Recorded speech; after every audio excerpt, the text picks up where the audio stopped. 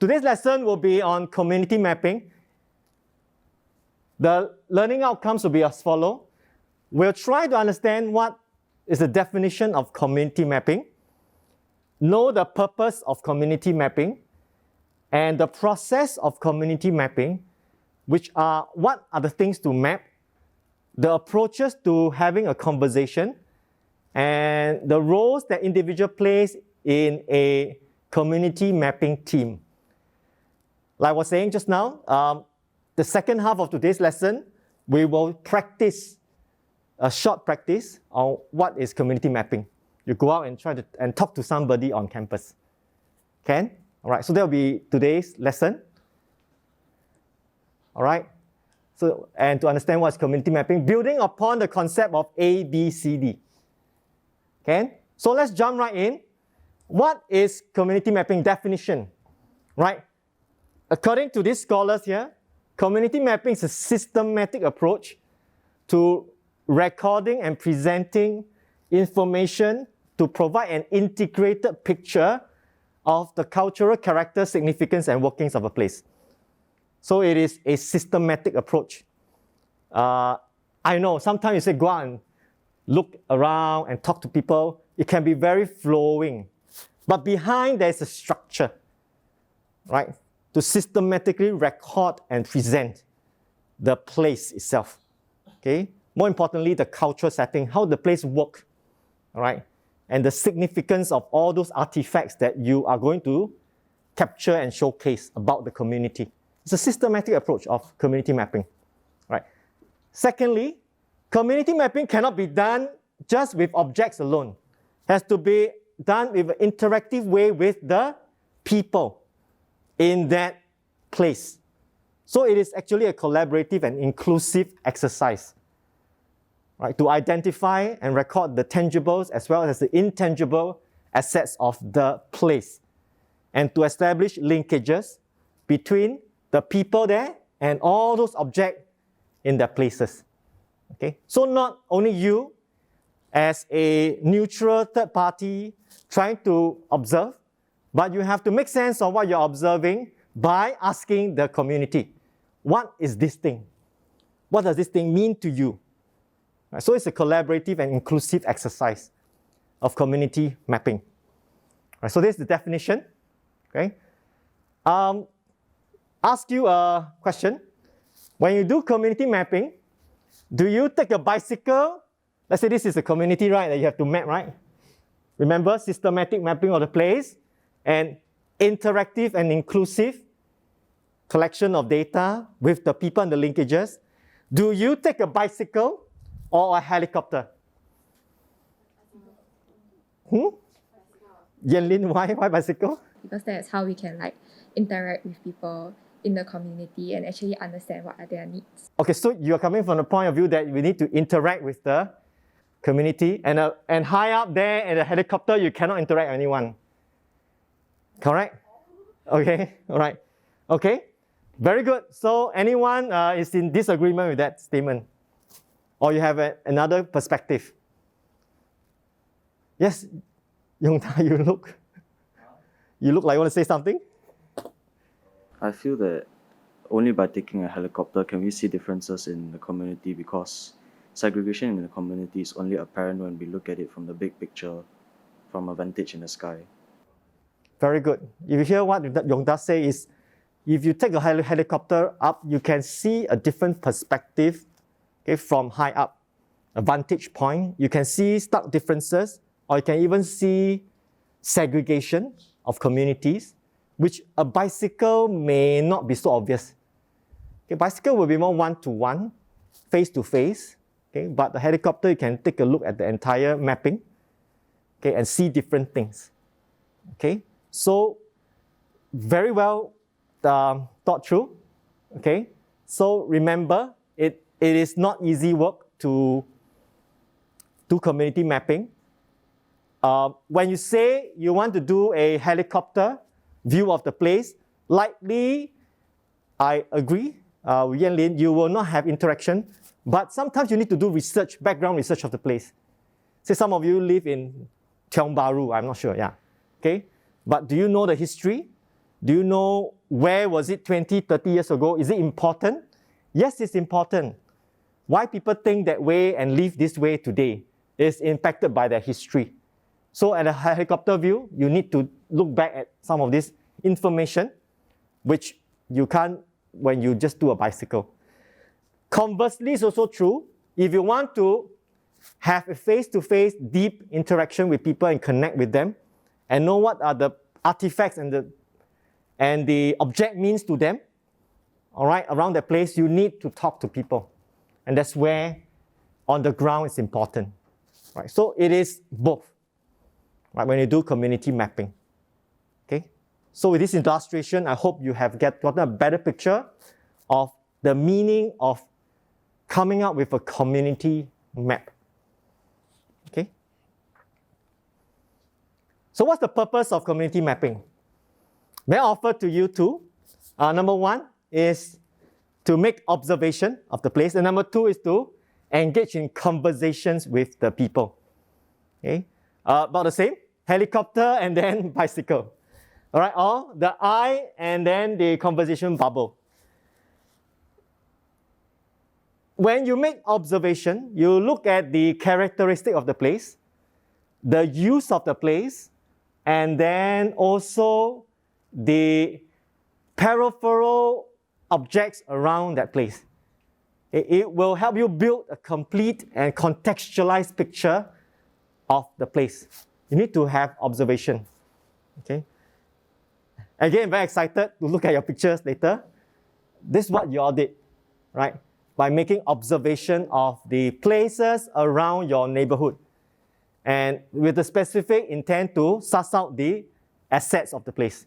Right? So we will get there, all right? But number two, the purpose of community mapping will be to engage in conversations. Mainly to start off with identifying are there any needs in the place. Okay, remember ABCD, not only needs, but also to uncover and unravel what are the talents and aspiration and the dreams and the assets of the place. All right, and of course, what are the stories and narratives and the mindset of the place that's being passed down and perpetuated. Okay, we have not even started to ask ourselves, how do you start these conversations? How? Hello, is it like that? Hello, then you start. How do you even start these conversations? Later, we'll try in the second hour. I'm going to push you out there and talk to a stranger later. And see, come back and tell me how is your experience. Okay, how do you even start a conversation with a stranger? All right, it's easy. Many of us will just retreat to observation. Okay, don't disturb me. I'm just here to do survey, look at the place, take picture, all right, and just try to understand the place. It is very challenging to build the conversation and to know that, especially to talk about needs and to what more to uncover assets. And sometimes to talk about painful narratives. It is a challenge. Okay, so but you all have signed up to be in diploma in community development, right? This is going to be what is expected of you, right? In order to develop the community and the skill sets that you have to apply. Okay, so you may want to reflect after this slide. Yes, these are the skills only. Observation skills, conversation skills, but what kind of attitude must you have in your heart first in order to do this well? But then I have to leave it to you to make a reflection on that. Okay? All right? Okay. So what do you observe? The first one, right, is observation, conversation. What are the things you should be looking out for? Again, just now we say observation could be the easier of the two, right? So you can do some research. What are the demographic of the place? What are the neighborhood characteristics? Tangible, intangible assets. Later, we take a look at your pictures. What are the key organizations around the place? All right, institutions. Whether there is a senior activity center, childcare, clinic, shops. All these are important places in the community, right? Because you are going to understand the needs later and whether these assets here can be mobilized later. Okay, these are all from your point of view as an external party to help the local draw the connection later. Okay? Are there interesting activities or informal groups? Right? Like my house downstairs, every Tuesday night you see a group of residents there doing Zumba dancing. Okay? Is this a point of interest for you to observe such a activity and interest group going on? Can it be mobilized later? Or why are people interested in that? You can start to ask in your observation, right? Okay. And then are there other spaces around that could potentially be deployed to other users? Okay, like very common nowadays in our neighborhood would be the pavilions, the playgrounds, the religious organizations, right? Even our own void deck and corridor spaces. Okay, you later take a look at some of the photographs. Very interesting one. Okay, some of you even take the void deck one, okay? But not from this class, okay? Yeah. Okay, then the last one is a bit more subtle. Without having a conversation, actually, you can also observe key issues that are happening. Okay, how?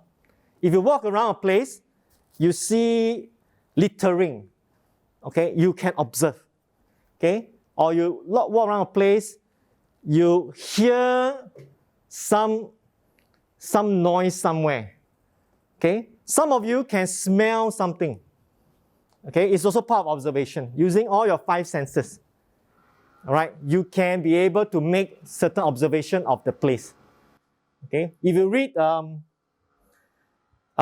book, This is What Inequality Looks Like, right? The researcher, she hangs around the neighborhood a lot. Then she says, whenever she walks around the neighborhood, what does she smell? The first thing that greeted her was not what she see, but what she smelled. Okay, for example, she smelled cat urine, which is very common in that neighborhood. So is she able to make a record of it and make certain conclusion later? Okay. Also, she smelled of the she says a musty smell of overnight mattress or something like that. Okay, people put out to sun. Okay, what is this that she's so interested that she can record this down? Okay, and of course, not to mention all the things that she sees at that place. So it's also activating all your senses when you do a observation. Okay, right. So now, your turn. This is just a suggestion on how you can do a observation community mapping, right? You can do a spin-off from the largest to the smallest. Okay, helicopter on top now, landing. So the neighborhood to the corridor spaces, to the homes, and then to the void deck. You can do a spin, okay? Or you can take a helicopter from the ground and then go up. You can spin outwards, okay? And grow your sphere of observation. Okay, so, and make records of what you can see, hear, or smell of the place. And take picture of it if you can. And this is just a suggested tool for community mapping. There are many other tools. There are tabular tools, and then there are other form of tools. Okay, this is just one tool that I can suggest to you. Okay? So now your turn. Very interesting. You can talk about your picture now.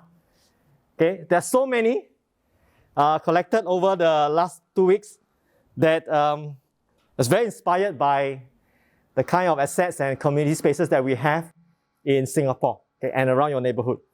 Okay, I've selected a few.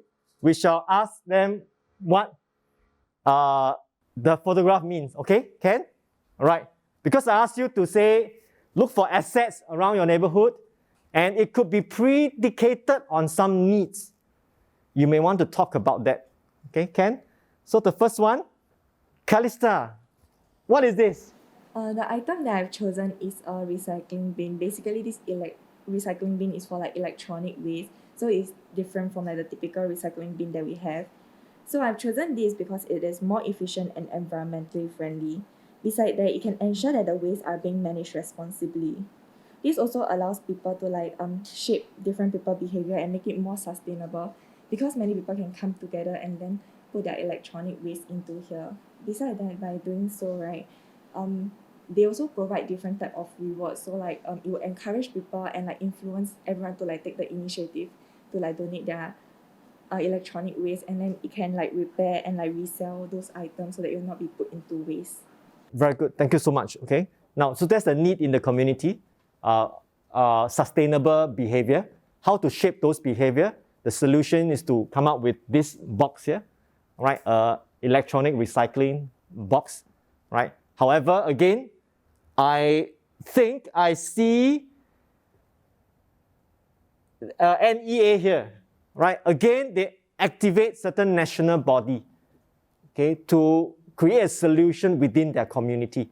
Remember the different sectors we learned in the first place? Government sector, private sector. There's a private sector here also. You see? Right? Probably, maybe even a social enterprise, I'm not sure. Right? So it's a multi-sectoral kind of solution, right? But it is taking shape in a form of this solution here, this box here, that will shape behavior, build sustainable practices and behavior in the community, in the neighborhood, and maybe make it safer instead of people just discarding their electronic items anyhow. Right? So it creates a safer and cleaner living environment for everybody. Okay? Thank you for pointing that out, Calista. Thank you. Okay? Okay? Izati. This picture is very well taken. Yes, what is it all about? The place I chose is a playground in my neighborhood park where people of all ages can come together. For example, there are elderlies that bring their children here to play. Though not in the picture, the playground is an inclusive place for people with disabilities, as they have built a swing for those who are wheelchair bound. All right, thank you very much. Okay, how many of us walk past a playground thousands of times and never stop? Okay, I'm also like that. Okay, we take many things in our neighborhood for granted. Okay, but I'm not sure whether you will move into that line. If you are in the line of designing a playground, it takes a lot of hard work. It takes a lot of thinking and planning to design something like this, okay, and to place it strategically also. You need to do footfall, you need to take survey, many things, right, to come up with such a solution, right? And well said by Izati, it brings people together, right? Children cannot go there alone, the parent must be there, and it facilitates the interaction. It's a drawing of people to this place, and its impact is often underrated, all right? But this is such an asset in your community, okay? So I thought I want to bring up and share, besides it being a very well taken photo, okay? So the lesson here is, do not go into a new place and assume that they are helpless and can't help themselves. Okay? Our mindset needs to change. There are assets, there are attitudes, okay? And there are relationships there that we can mobilize. But it takes a lot of observation for us to uncover that. And also a lot of conversations. The next thing, right? What do we do when we talk, right? These are just some guidelines. I think you can read for yourself, okay? I would jump into more specific. You can start a conversation with asking people about their background. Start with something routine. It's a good starting point to build entry into a conversation. Slowly, you can talk about the deeper stuff, like needs and aspirations. And finally, you can draw upon the person's strengths. Okay, this is a build-up. This may not happen in one conversation because you need to build trust. You need to build their friendship. Perhaps even you need to have a go-between, another person to introduce you to build this. But these are some of the essential information that you may want to uncover. Besides just observing the place, you may want to go and connect with the people. And these are some of the topics. Okay, this is another frame I ask you. Okay, okay, let's not talk theory. Maybe now, before I send you out, are you excited to go out and talk to stranger? No, Firdaus, don't like, huh? Okay, okay, okay. Let's rehearse, okay, okay. I say, right? I say, okay. Let's take, okay, okay. If you want to ask the person's assets, how do you ask? Let's try. We do a rehearsal. Yeah. Do you just ask, what are your abilities? Do you ask that? Do you think you get an answer? You think you get an answer? Huh? So what's the way to ask this casually? Yes, Dinesh, you have some idea? Asking about the person's assets. How do you uncover that? Yes, Rhoda? We can ask about the person's goals and interests to get the conversation starting. Yeah. What do you do in your free time, right? What's your hobby? What's your interest? From there, you will get a person's, because what the person's interested in probably will spend a lot of time on and will become a strength. Okay? All right. Say person likes to, just now the community garden, right? I like to do gardening. It will become yes, what are they interested about? Very good. And what is their hobby? Firdaus, you're right. So later go out, don't go ask, what is your strength? Then you hear the cricket sound, no response. Okay? Say, what do you do in your free time? Maybe you get some response. Okay? All right? Okay, so these are just some tips for you to get into conversation. But more importantly, it's not about asking the conversation, but it's more about listening. So once you ask, you zip your mouth and let the person talk. And you will be amazed by some of the response. Okay? And you listen attentively and ask follow-up questions that are relevant. Then you can build the conversation. Okay? And always look people in the eye and nod and say, okay, affirm the answers. Can do? Excited? Okay, later you try, okay? Right. Just a summary. So later when you go out, make sure you introduce yourself. I'm a student here. Be very interested in the conversation. Listen and respect. Okay? Don't prescribe anything. Don't have to come up with a solution. Just acknowledge and you can affirm. Okay? Oh, you feel this way. Oh, so this is your problem. Can I confirm that this is your problem? That is as far as you can go. Okay? Do not have to prescribe any solution. Okay? All right? This is for later when you are building the community solution, but not for today. Okay? You also can take mental notes and take notes of the conversation. Okay? Right. So I will be sending you out in a team. Okay? So what are the roles in the team? There are about 4 of you, right? Okay? Sometimes 5 of you.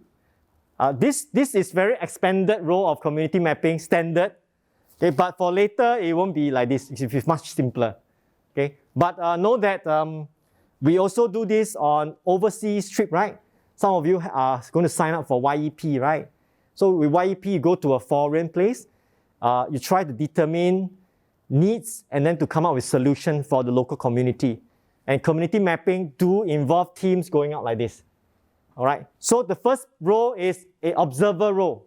This person will be observing, taking notes either on a bicycle or helicopter, making the research. It's important to have that role to give the context of the background. Right. Next will be the person actually doing the interview, asking the question. However, sometimes in the community, you wouldn't be able to speak their native language. Then how? You will need that translator. So later, I do hope you can manage later. You may need to speak Mandarin, Malay, and Tamil. You definitely will need to later, depending who you're going to talk to. Okay? All right, so all the best to your team, okay? Right. Hope you do not end up doing sign language. Okay? All right, so try. You may need to speak in some form of dialect or other languages later. Okay? Then there's a person who will be doing the recording. I will have this form for you later, for you to record down all the answers. Okay, right? And then in the actual community mapping team, there's actually a person documenting the entire process, videographing it. Okay, but today, no need. All I need you, maybe at the end, you take a photo with the person. On permission, of course, with the person's permission. Okay? So this is actually a simple team setup for community mapping. Right? So I would like to leave with you a quote. Many of you asked me in the individual assignment, Mr. Javen, can I talk to a family member? Can I interview a friend? Yes, of course. Okay? However, my challenge to you is to do this. Right? Okay? Be interested, be curious about the lived life of strangers. Right? It's only when you are interested and when you're curious, then you can discover worlds beyond yourself. Right? Beyond your own sphere of influence. And it's a very interesting world. And hopefully you build that kind of curiosity and attitude to listen. All right? To listen to stories, to narratives, so that you can harness their assets for their own needs. Right? So this is something I leave behind for you, right? Because very great change starts from very small conversations held among people who care. Right? So today, in this short space of time, I hope you have understood what are the definition of community mapping. Remember, it's structured, okay, and it's also interactive.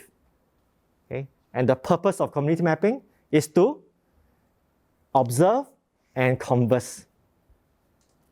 Okay? All right. Using your either a bicycle or a helicopter. And then the things to map, I've given you some suggestion and also some illustration of what you have done in your own picture you took.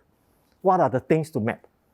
Okay? And then the approach to a conversation and some of the team setup. So the next thing will be to practice. Okay? So we shall take a short break. Okay? Then when we come back in 3 minutes time, I'll give you the instruction of what to do to go out there and have this community mapping conversation. Okay? So thank you very much.